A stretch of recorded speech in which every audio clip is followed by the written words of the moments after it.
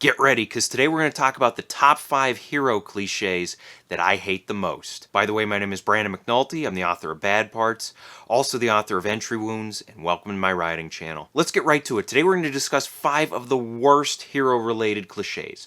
I'll explain what they are, why they suck, and I'll give you an example of each. And here's your spoiler warning for today. The ones listed in red contain the heaviest spoilers. First cliche that I hate is when everyone's connected to the hero. And this is when heroes have an unlikely connection to most or all of the major characters in a story.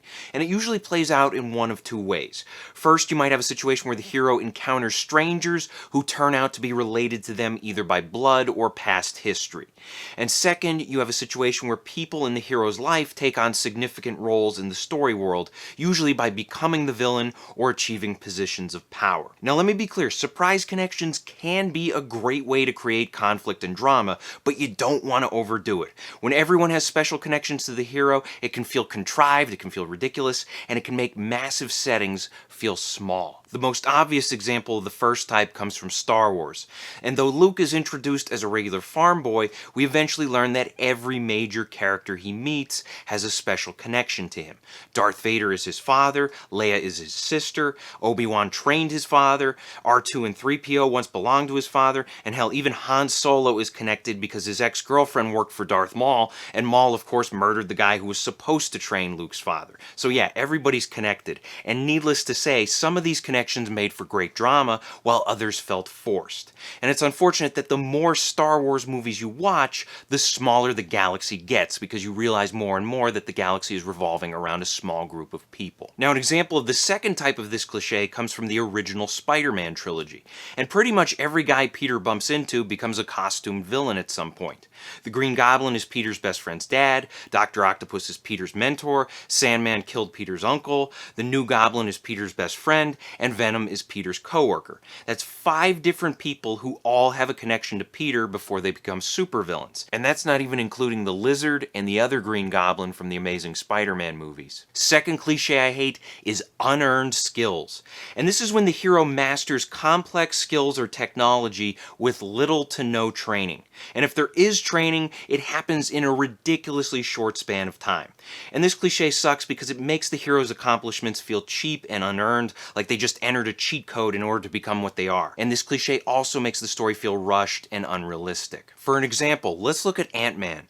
And in this movie, Scott Lang has to master several skills in the span of days prior to a mission.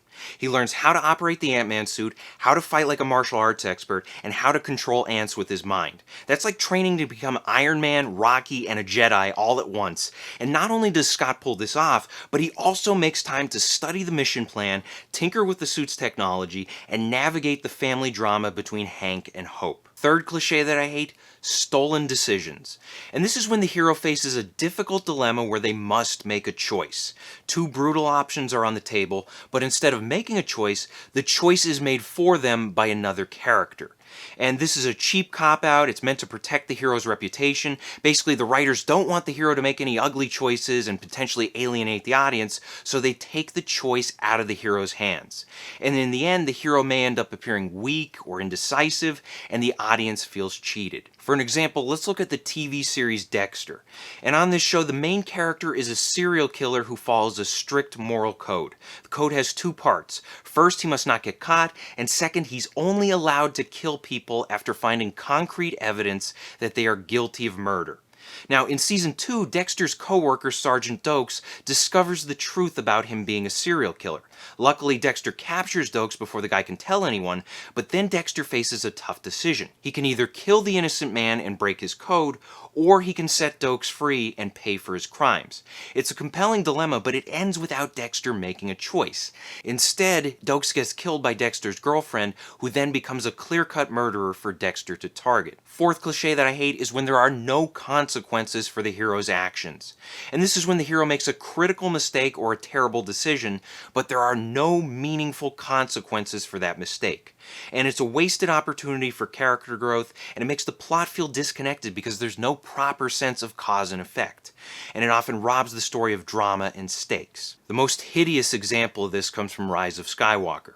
About midway through the movie, the bad guys capture Chewbacca and fly off with him. That's when Rey uses the Force to pull the ship back down down toward the surface. She has success until Kylo Ren interferes, and Rey has to try harder and harder until she loses control of her force powers and destroys the ship. Now, her losing control like this is a major mistake, and this should have been a learning experience for her. If she carried the weight of Chewbacca's death and used that as motivation to better herself, this could have helped her grow as a character. Instead, a few scenes later, we learn that Chewbacca survived because he was on a completely different ship. So in the end, her mistake is meaningless, and the consequences are non-existent. And then the fifth cliche is the resurrected hero.